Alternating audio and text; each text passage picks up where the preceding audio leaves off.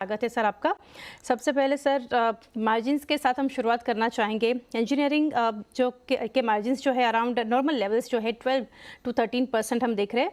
तो margins going forward आप कैसे देख रहे हैं, और स्पेशली अगर बात करें to keep in mind new contracts, commodity prices and rising share of international business, क्या आप कमेंट्स देना चाहेंगे इसके ऊपर सर? श्योर। देखिए, मार्जिन के बारे में जहां तक बात है, हमारा इंजीनियरिंग सेगमेंट अप्रोक्सीमेटली 12% मार्जिन देते आया है। और आगे भी जिस तरह के ऑर्डर्स हम रिसीव कर रहे हैं या जो हम मार्केट में जिस तरह की अपॉर्चुनिटी देख रहे हैं, हम क्वाइट कॉन्फिडेंट हैं कि हमारा मार्जिन मेंटेन रहेगा इसमें, या आगे और इसमें बढ़ोतरी की उम्मीद हो सकती है। कंपनी वाइड हमारे मार्जिन अप्रोक्सीमेटली 10% के रहे हैं। उसके लिए भी हम लोग कॉन्फिडेंट हैं कि ये मार्जिन हमारे कम से कम इतने रहेंगे या आगे और इम्प्रूवमेंट के चांसेस हैं। Looking at overall positive scenario कि जो ऑर्डर बुक भी हमारी काफी स्ट्रांग है। अभी हमने सितंबर क्वार्टर जो खत्म किया वो 6,000 करोड़ के ऑर्डर बुक पे खत्म किया। और हमारी बिडिंग पाइपलाइन जो टेंडर्स ऑलरेडी हमारे सबमिटेड हैं, वेटिंग रिजल्ट, वो करीब करीब 12,000 करोड़ के हैं। तो इसलिए ओवरऑल बिजनेस सेगमेंट की पॉजिटिविटी को देखते हुए हम रेवेन्यू ग्रोथ के लिए भी कॉन्फिडेंट है। कंपनी ने गाइडेंस दिया है कि हमारा आगे अगले कम से कम 3 साल के लिए 25% CAGR ग्रोथ हम एक्सपेक्ट कर सकते हैं। और इसमें मार्जिन की भी ग्रोथ के फुल पॉसिबिलिटीज। जी डेफिनेटली।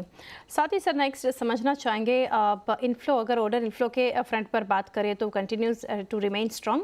तो यहाँ से किस सेगमेंट से आपको लीड यहाँ से दिख रहा है, और कुछ और चीज़ें भी समझना चाहेंगे एक्सपोर्ट के फ्रंट पर। कुछ एक्सपोर्ट फर्दर टारगेट्स इसके लिए आप इंक्रीज़ करना चाहेंगे, और pickup in international ordering execution जो कि है फॉर H2 FY24 आप कैसे देख रहे हैं? भाई देखिए, पहले तो हमारे सारे ही सेगमेंट्स फास्ट ग्रोइंग हैं। कंपनी का मेन बिजनेस इंजीनियरिंग और इंफ्रा सेगमेंट से आता है।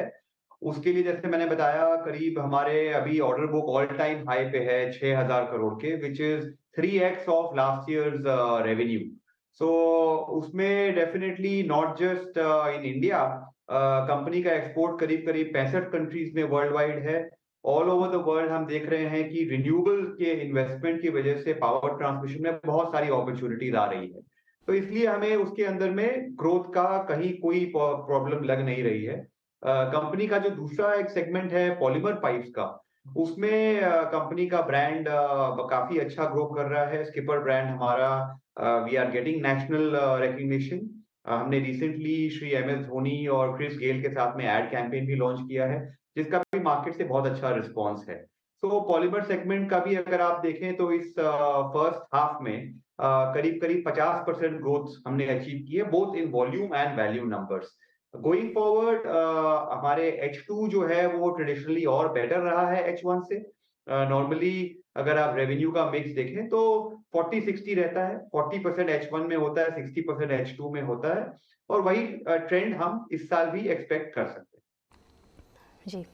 और सर अगर 25% के लिए तो आपने यहाँ से बात की, बट फाइनेंशियल ईयर 24 के लिए अगर आउटलुक की बात करें for revenue growth and margins, कैसे आप देख रहे हैं, और कुछ sustainable margins for financial year 24 कैसे देख रहे हैं आप? FY24 बहुत ही पॉजिटिव है। हम लोग 100% कॉन्फिडेंट हैं कि जो 25% ग्रोथ CAGR हमने गाइडेंस दी थी, हम डेफिनेटली उससे अच्छा ही एक्सीड करेंगे। तो उसके लिए कहीं कोई प्रॉब्लम हमें लग नहीं रही है। होपफुली हम आगे आने वाले क्वार्टर्स में गाइडेंस को और अपवर्ड रिवाइज करने की पोजीशन में भी आ जाएंगे। ओके। नेक्स्ट शरण सर समझना चाहेंगे tender pipeline in domestic T&D panning out कैसे आपको यहाँ से देख रहे हैं, और specially new ordering and pent up demand, इसके ऊपर क्या कमेंट्स रहेंगे आपके? बिल्कुल सही कहा आपने कि काफी पेंटअप डिमांड थी, खासकर डोमेस्टिक मार्केट्स में। पिछले 4-5 साल से ऑर्डरिंग काफी म्यूटेड रही थी, जो कि अभी हमने देखा कि पिछले 1 साल में गवर्नमेंट ने इसके ऊपर में खास फोकस किया है, और बहुत सारे पुराने जो पेंडिंग ऑर्डर्स थे वो अब मार्केट में रिलीज हो रहे हैं। इनफैक्ट T&D डोमेस्टिक का अगर मैं बात करूं तो हमने भी काफी बड़े बड़े ऑर्डर सिक्योर किए हैं। इस फर्स्ट हाफ में इटसेल्फ में करीब करीब 2700 करोड़ के ऑर्डर हमें मिले हैं, और लार्जली डोमेस्टिक सेगमेंट से ही ये ऑर्डर आए हैं। तो हम देख रहे हैं कि गवर्नमेंट ऑफ इंडिया ने पिछले दिसंबर में एक एम्बिशियस प्लान लॉन्च किया था। सीईए ने कहा था कि टोटल 500 गीगावाट्स की रिन्यूएबल कैपेसिटी, उसके लिए ट्रांसमिशन इवैक्यूएशन नेटवर्क बनाना बहुत जरूरी है। उसके बिना रिन्यूएबल कैपेसिटी ये आ नहीं सकती। आज के दिन में भी इंडिया में बहुत सारे रिन्यूएबल प्रोजेक्ट्स हैं जो कि कमीशन नहीं हो पा रहे हैं क्योंकि उनमें ट्रांसमिशन इवैक्यूएशन अवेलेबल नहीं है। तो ये ट्रेंड देखिए होपफुली हम कंटिन्यू देखेंगे अगले 5 साल तक। 2030 तक सीए ने एस्टिमेट किया है कि करीब 2.4 लाख करोड़ इन्वेस्टमेंट होना चाहिए ट्रांसमिशन में to connect this 500 gigawatt of renewable capacity. ये ट्रेंड आई थिंक इंडिया में हम देखते रहेंगे और यही ट्रेंड हम ग्लोबली भी देख रहे हैं, जो कि more and more countries are trying to go for renewable generation, moving away from fossil based generation. तो ये ट्रेंड हर जगह ट्रांसमिशन के इन्वेस्टमेंट्स का हम काफी जगह दुनिया में काफी कोने में देख पा रहे हैं। ओके आगे सर, पॉलीमर बिजनेस और सेगमेंट के बारे में आपने बताया, बट कुछ डिटेल्स और जानना चाहेंगे इन Q2। जो पॉलीमर बिजनेस जो है स्ट्रॉन्ग ग्रोथ यहाँ से हम देख रहे हैं और वॉल्यूम ग्रोथ ने भी काफ़ी बैक किया है इसको। तो की फैक्टर क्या है जो ड्राइव कर रहा है वॉल्यूम ग्रोथ को पॉलीमर पाइप्स सेगमेंट में, और स्पेशली आउटलुक गोइंग फॉरवर्ड आप कैसा देख रहे हैं? और एक चीज़ मैं ऐड करना चाहूँगी, वॉल्यूम ग्रोथ टारगेट कुछ एंटिसिपेट यहाँ से आपने किया है फॉर फाइनेंशियल ईयर 24? देखिए वॉल्यूम ग्रोथ, स्किपर का पाइप ब्रांड अब अच्छा एक्सेप्टेंस पा रहा है मार्केट में। एंड हम देख रहे हैं कि पहले हमारा ट्रेडिशनल मार्केट ईस्टर्न इंडिया और नॉर्थ इंडिया था। अब हम नॉर्थ इंडिया, वेस्ट इंडिया में भी अच्छा एक्सेप्टेंस और पेनिट्रेशन कर पा रहे हैं। हमारा रिसेंटली एड कैंपेन लॉन्च हुआ है MS धोनी और क्रिस गेल के साथ में, उसका भी रिस्पॉन्स बहुत ही बढ़िया है। तो हम देख रहे हैं कि इस तरह के इस बिजनेस के अंदर में PVC pipes, fittings and other products जो कंपनी के हैं, वो सेगमेंट की ग्रोथ अपॉर्चुनिटी बहुत अच्छी रहेगी आगे आने वाले टाइम में। गवर्नमेंट के बहुत सारे प्रोजेक्ट्स जैसे जल जीवन मिशन वगैरह भी सपोर्ट कर रहे हैं इस ग्रोथ को। सो हमारा एक्सपेक्टेशन है कि FY24 में near about 40 to 50% growth over last year definitely हम लोग इस सेगमेंट में डिलीवर करेंगे।